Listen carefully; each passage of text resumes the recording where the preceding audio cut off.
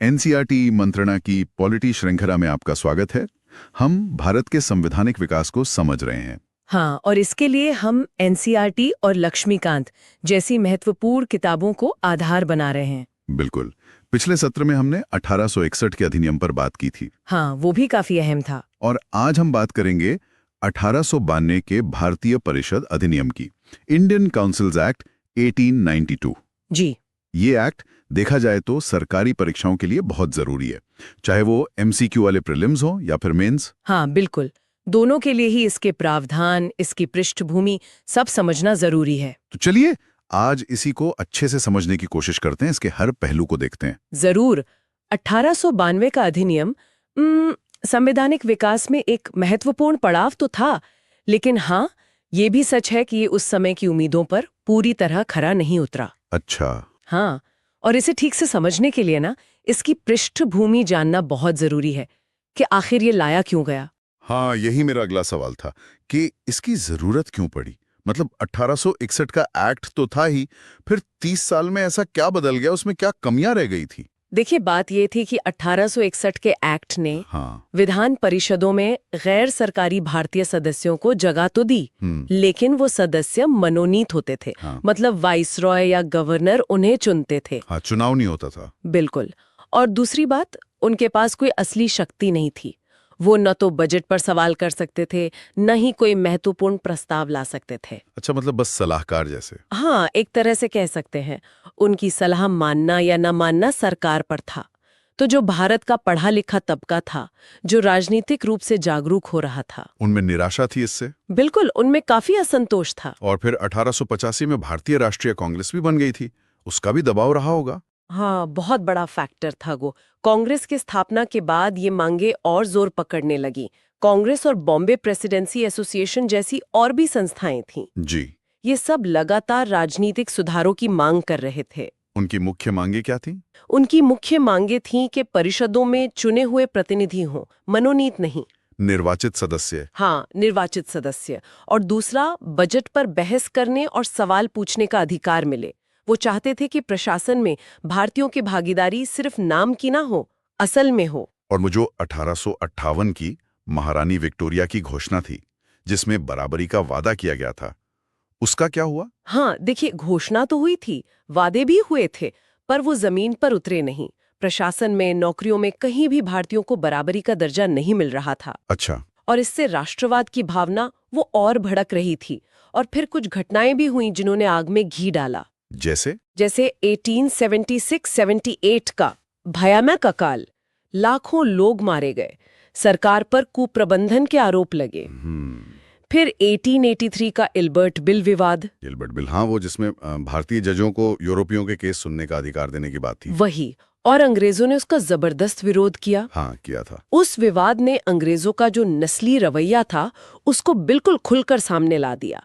और ये साफ हो गया कि बराबरी का वादा कितना खोखला है। तो इन सब चीजों ने माहौल बनाया। हाँ, इन सब ने ब्रिटिश राज की कमजोरियों को और भारतीयों के प्रति उनके रवैये को उजागर किया।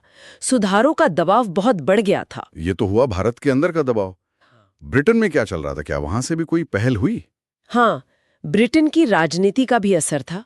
उस समय वहां ग्लैडस्टोन के नेतृत्व में लिबरल पार्टी की सरकार थी। अच्छा, लिबरल्स। हाँ, और लिबरल पार्टी थोड़ी सुधारवादी मानी जाती थी। वो चाहते थे कि भारत में जो कांग्रेस के नरमपंथी नेता हैं, उनको कुछ रियायतें दी जाएं, ताकि असंतोष काबू सके। बिल्कुल, ताकि बढ़ता हुआ असंतोष काबू में रहे, एक तरह से सेफ्टी वॉल्व जैसा।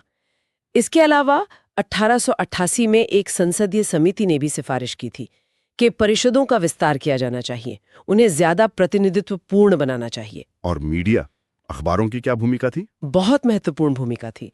भारतीय पत्रकारिता जैसे अमृता बाजार पत्रिका और दूसरे राष्ट्रवादी अखबार लगातार इन मांगों को उठा रहे थे, जनमत बना रहे थे। कांग्रेस ने भी अपने 1889, 90, 91 के अधिवेशनों में बाकायदा प्रस्ताव पास किए। एओ ह्यूम जैसे कुछ अंग्रेज भी थे जो भारत में सुधारों की वकालत कर रहे थे। तो काफी दबाव बन गया था। हाँ, दोनों तरफ से, भारत से भी और कुछ हद तक ब्रिटेन से भी। नतीजा ये हुआ कि ब्रिटिश संसद में 1890 से 92 के बीच इस पर काफी बहस हुई। कहते हैं 20 से ज्यादा सत्र लगे इस पर। अच्छा। और आखिरकार 20 जून 1892 को इसे शाही मंजूरी मिली और ये कानून बन गया और लागू हुआ 1893 से। 20 जून 1892 को कानून बना, लागू 1893 में हुआ। ये तारीखें याद रखनी होंगी। हाँ, ये महत्वपूर्ण है, एमसीक्यू में पूछी जा सकती हैं। तो ये थी पूरी कहानी कि एक्ट आया क्यों। अब आते हैं इसके असल प्रावधानों पर। इसमें क्या क्या मुख्य बातें थीं जो 1861 वाले एक्ट से अलग थीं? जी, 1892 के एक्ट की दो सबसे बड़ी बातें थीं जो इसे पिछले एक्ट से अलग करती हैं। क्या थी वो? पहला, विधान परिषदों का और विस्तार, मतलब साइज बढ़ाया गया।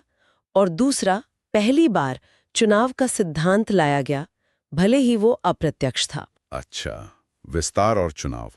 विस्तार की बात करें तो कितने सदस्य बढ़ाए गए? केंद्रीय विधान परिषद यानी वाइसराय की काउंसिल में अतिरिक्त सदस्यों की संख्या 1861 में 6 से 12 थी। हाँ, उसे अब बढ़ाकर कम से कम 10 और ज्यादा से ज्यादा 16 कर दिया गया और इनमें गैर सरकारी सदस्यों की संख्या भी बढ़ी। ठीक है। और प्रांतों में? प्रांतों में भी विस्तार हुआ। बॉम्बे और मद्रास प्रेसिडेंसी में अतिरिक्त सदस्यों की संख्या 8 से 20 तक कर दी गई। बिनवाल में भी 20 सदस्य और उत्तर पश्चिमी प्रांत, जिसे NWFP कहते थे, उसमें 15 सदस्य। और पंजाब? पंजाब में काउंसिल थोड़ी बाद में बनी, 1897 में। तो ये जो संख्याएं हैं ना, केंद्र में 10-16, प्रांतों में 8-20 या 15, ये याद रखने जैसी हैं। ठीक है। और दूसरा बड़ा बदलाव आपने कहा चुनाव। हाँ, अप्रत्यक्ष चुनाव, इनडायरेक्ट इलेक्शन, ये सबसे महत्वपूर्ण था। हालांकि एक्ट में सीधे सीधे चुनाव शब्द इस्तेमाल नहीं हुआ था। अच्छा, फिर कैसे होता था? उन्होंने एक तरीका बनाया कि कुछ गैर सरकारी सीटें नामांकन से भरी जाएंगी, नॉमिनेशन। लेकिन ये नामांकन कुछ खास संस्थाओं की सिफारिश पर होगा। कौन सी संस्थाएं? प्रांतीय परिषदों के लिए ये थी जिला बोर्ड, नगर पालिकाएं, विश्वविद्यालय और चेंबर्स ऑफ कॉमर्स यानी वाणिज्य मंडल। और केंद्रीय परिषद के लिए प्रांतीय परिषदों के गैर सरकारी सदस्य और बंगाल चेंबर ऑफ कॉमर्स, ये लोग सिफारिशें भेजते थे। तो मतलब जनता सीधे वोट नहीं डालती थी? नहीं, बिल्कुल नहीं। ये संस्थाएं अपने प्रतिनिधि चुनकर या मनोनीत करके भेजती थीं और फिर वायसराय या गवर्नर उनको औपचारिक रूप से नियुक्त करते थे। इसी को अप्रत्यक्ष चुनाव कहा गया। तो ये एक बड़ा कदम था, भले ही सीमित था। हाँ, बहुत बड़ा कदम। इसने भारत में चुनाव प्रणाली की शुरुआत की। लेकिन ये भी याद रखना है कि नामांकन का पुराना तरीका पूरी तरह खत्म नहीं हुआ था। कुछ सीटें वायसराय अभी भी सीधे मनोनीत कर सकते थे। अच्छा, तो विस्तार हुआ, अप्रत्यक्ष चुनाव आया, सदस्यों के काम या उनकी शक्तियों में भी कुछ बदलाव हुआ? क्या उन्हें ज्यादा अधिकार मिले? हाँ, थोड़ी बढ़ोतरी हुई, लेकिन बहुत सीमित। क्या बढ़ोतरी हुई? सदस्यों को अब बजट पर, मतलब जो सालाना फाइनेंशियल स्टेटमेंट होता था, उस पर बहस करने का अधिकार मिल गया। ये तो महत्वपूर्ण है, पहले नहीं था। नहीं, पहले ये नहीं था। तो ये एक प्रगति थी, लेकिन इसमें एक बड़ा लेकिन था। क्या वो बजट पे वोट नहीं कर सकते थे, ना ही कोई संशोधन ला सकते थे, बस अपनी राय दे सकते थे, बहस कर सकते थे। अच्छा, सिर्फ बहस, हाँ, वोटिंग नहीं। हाँ। और दूसरा अधिकार मिला सार्वजनिक हित के मामलों पर प्रश्न पूछने का। ये भी नया था। हाँ, लेकिन इसके लिए भी शर्तें थीं। 6 दिन पहले नोटिस देना होता था और सरकार चाहे तो किसी भी सवाल का जवाब देने से मना कर सकती मतलब अधिकार दिया पर साथ में कंट्रोल भी रखा। बिल्कुल। और विदेश नीति या देसी रियासतों से जुड़े मामलों पर सवाल पूछ ही नहीं सकते थे। तो अधिकार मिले पर काफी बंधे हुए थे। और कानून बनाने की शक्तियों का क्या, उसमें कोई बदलाव? वो ज्यादातर पहले जैसा ही रहा। कोई भी बिल पास होने के बाद वाइसराय की सहमति जरूरी थी। कुछ मामलों में भारत सचिव की मंजूरी भी लगती थी और वाइसराय के पास वीटो पावर, वो तो थी ही। हाँ, वो बनी रही। और अध्यादेश जारी करने की शक्ति भी वैसी ही रही। मतलब विधायी शक्तियों में कोई खास इजाफा नहीं हुआ। तो ये थे मुख्य प्रावधान। कोई और छोटी मोटी बात जो इस एक्ट के बारे में जानने लायक हो? एक दिलचस्प बात यह है कि एक्ट के शब्दों में कहीं कहीं लैंगिक तटस्थता लाने की कोशिश दिखती है, जैसे हिज और हर का प्रयोग। अच्छा, उस जमाने में? हाँ, लेकिन ये बस कागज पर था। असलियत में 1921 तक कोई भी महिला सदस्य किसी भी परिषद में नहीं आई। और एक बात ये कि ये एक्ट मुख्य आयुक्तों के प्रांतों पर भी लागू हो सकता था और इसी के तहत बाद में असम जैसे प्रांतों में परिषदें बनी। ठीक है। तो यह एक्ट 1893 में लागू हो गया। अब ये बताइए कि जब यह एक्ट चल रहा था, यानी 1890 का दशक, उस समय भारत में क्या हो रहा था? जमीनी हकीकत क्या थी? वो दशक भारत के लिए काफी मुश्किलों भरा था। एक तरफ राष्ट्रवादी गतिविधियां तेज हो रही थीं, तो दूसरी तरफ देश भयानक आपदाओं से गुजर रहा था। क्या क्या हुआ? पहले तो एक्ट लागू हुआ, 1893 में चुनाव हुए। इन चुनावों से कुछ महत्वपूर्ण नेता परिषदों में पहुंचे, जैसे गोपाल कृष्ण गोखले।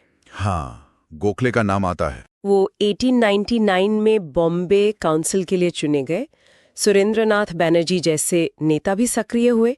बंगाल काउंसिल भी 1893 में बनी। लेकिन इन चुनावों में वोट कौन डालता था? आम लोग? नहीं, बिल्कुल नहीं। जैसा हमने कहा, ये अप्रत्यक्ष चुनाव थे और मताधिकार बहुत सीमित था। एक अनुमान है कि 1895 तक कुल मिलाकर शायद 700 के करीब ही मतदाता थे पूरे देश में। बस 700? हाँ, और ये ज्यादातर जमींदार, बड़े व्यापारी या बहुत पढ़े लिखे लोग थे। आम जनता की कोई सीधी भागीदारी नहीं थी। तो राष्ट्रवादी गतिविधियां कैसी चल रही थी? कांग्रेस क्या कर रही थी? कांग्रेस ने एक्ट का स्वागत तो किया, पर इसे नाकाफी माना। अपने हर अधिवेशन में वो और ज्यादा सुधारों की मांग करते रहे।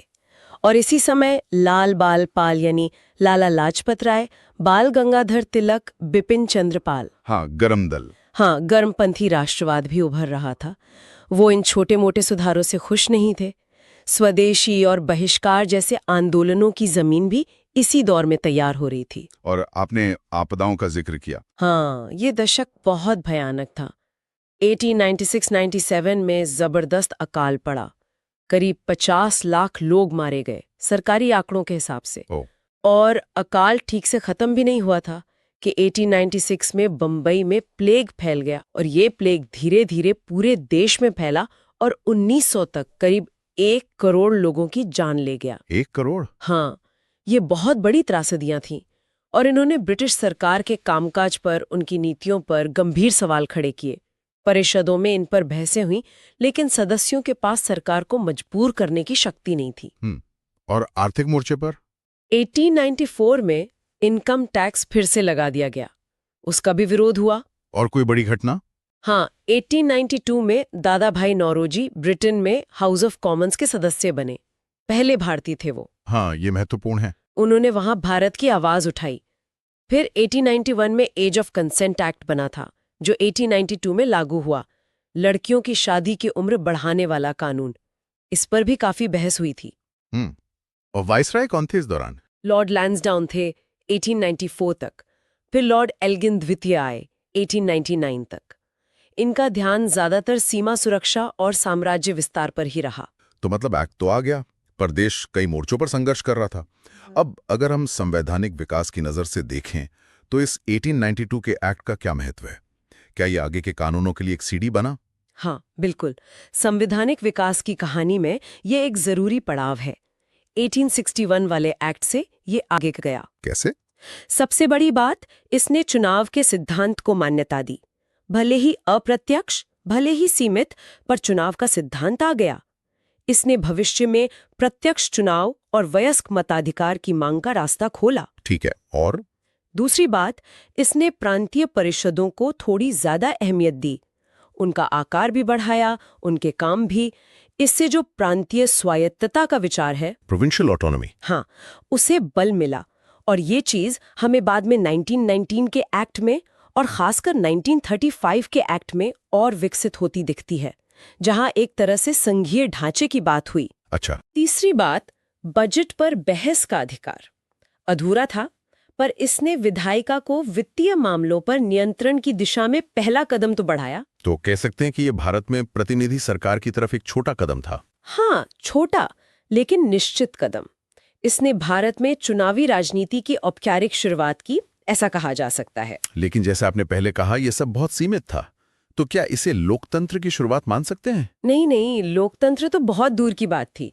ये समझना जरूरी है कि अंग्रेजों का इरादा कोई लोकतंत्र देना नहीं था। हाँ, वो तो था। ये सुधार तो बस बढ़ते राष्ट्रवाद को, खासकर नरमपंथियों को शांत करने के लिए थे। उन्हें सिस्टम में थोड़ी जगह देकर उनके गुस्से को कम करने की कोशिश थी। वही सेफ्टी वाल्व। चुनाव अप्रत्यक्ष, वोट डालने वाले ना के बराबर, असली शक्ति वाइसराय के पास। परिषदें सरकार को चुनौती नहीं दे सकती थीं, तो लोकतंत्र नहीं था ये। तो फिर ये सवाल उठता है कि क्या ये एक्ट अपने मकसद में कामयाब हुआ? जो अंग्रेज चाहते थे, क्या वो हुआ? या जो भारतीय उम्मीद कर रहे थे, क्या वो मिला? इसका जवाब थोड़ा मिला जुला है। अंग्रेजों के नजरिए से देखें तो कुछ हद तक कामयाब रहा। कैसे? इसने नरमपंथी नेताओं को, जैसे गोखले, फिरोज शाह मेहता, सुरेंद्र नाथ बनर्जी, इनको एक मंच दिया। हाँ, उन्होंने परिषदों में अपनी बात रखी, सरकार की आलोचना की, उनके बजट भाषण काफी सुने जाते थे। इससे नरमपंथी कुछ समय के लिए शांत हुए और सरकार को भी थोड़ी अंदाजा लगता रहा कि भारतीय क्या सोच रहे हैं। अच्छा। और 1857 के बाद जो सरकार और पढ़े लिखे भारतीयों के बीच दूरी बन गई थी, वो थोड़ी कम हुई। लेकिन भारतीयों के नजरिए से क्या ये असफल रहा? भारतीयों की उम्मीदें बहुत ज्यादा थीं। उनकी नजर में ये नाकाफी था, खासकर गरमपंथी नेता जैसे तिलक। हाँ, वो तो इसे भिक्षावृत्ति कहते थे। बिल्कुल, वो तो पूर्ण स्वशासन चाहते थे। ये एक्ट उन्हें बिल्कुल संतुष्ट नहीं कर पाया, बल्कि इससे गरमपंथी आंदोलन और मजबूत हुआ। और दूसरी कमियां? दूसरी बड़ी कमी ये थी कि जो अधिकार दिए भी गए, वो व्यवहारिक रूप से कमजोर थे। बजट पर बहस करो, पर वोट नहीं।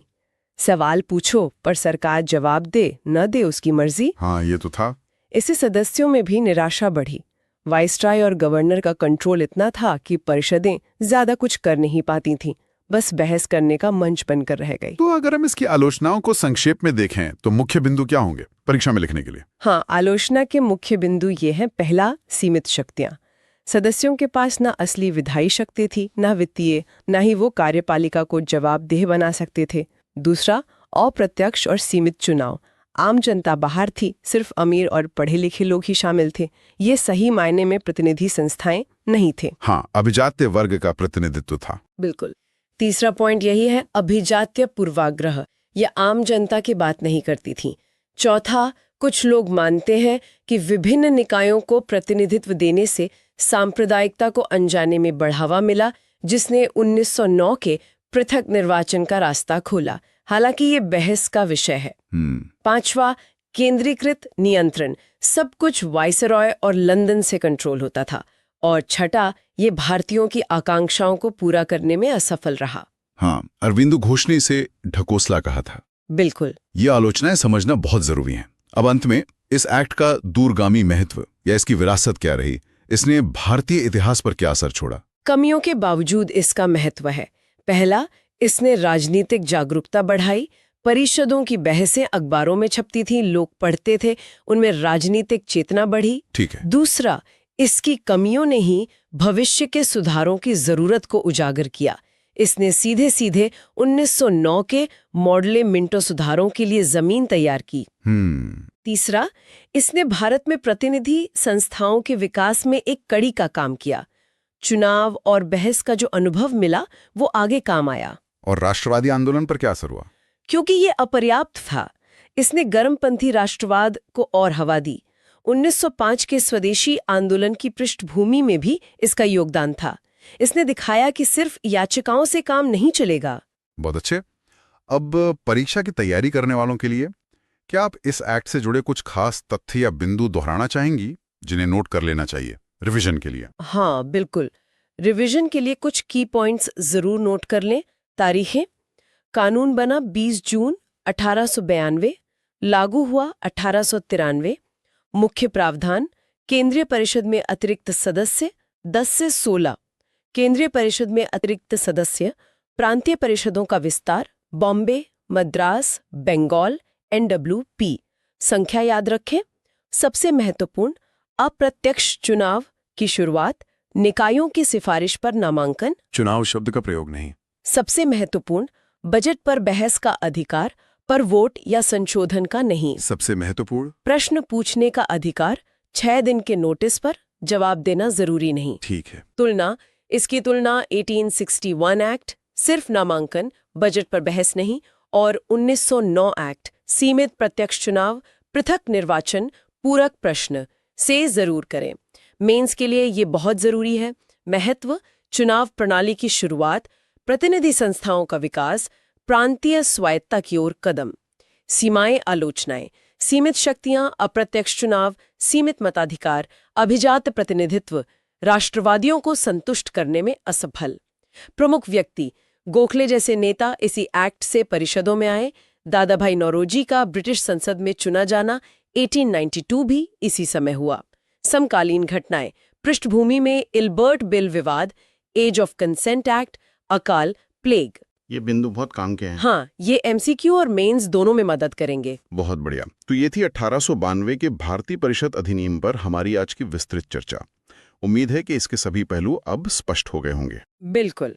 संक्षिप्त में कहें तो ये एक्ट राष्ट्रवाद के दबाव में अंग्रेजों का एक सुधारवादी कदम था। इसने परिषदों को बढ़ाया, अप्रत्यक्ष चुनाव शुरू किए, कुछ सीमित अधिकार दिए, प्रतिनिधि सरकार की तरफ एक कदम, पर छोटा और बहुत सावधानी से उठाया गया। हाँ, और इसकी कमियों ने ही अगले सुधारों की जरूरत पैदा की। सही बात है। ये भारतीयों की उम्मीदों पर खरा नहीं उतरा और 1909 के एक्ट का मंच तैयार किया। परीक्षा के लिए इसके तथ्य, मंशा, सीमाएं और परिणाम सब समझना जरूरी है। और हाँ, अगर आप भारत की पूरी राजव्यवस्था और इतिहास को इसी तरह गहराई से समझना चाहते हैं तो हमारी प्लेलिस्ट जरूर देखें। वहां आपको बिल्कुल स्पष्ट और स्ट्रक्चर्ड तरीके से सब कुछ मिलेगा। जी हाँ, वो तैयारी में काफी मददगार साबित होगी। तो अगर आपको एनसीईआरटी मंत्रणा का ये सत्र पसंद आया हो तो इसे शेयर करें, सब्सक्राइब करें और कमेंट करके हमें जरूर बताएं। लाइक करना ना भूलें। अगले सत्र में फिर मिलेंगे एक नए विषय के साथ। धन्यवाद।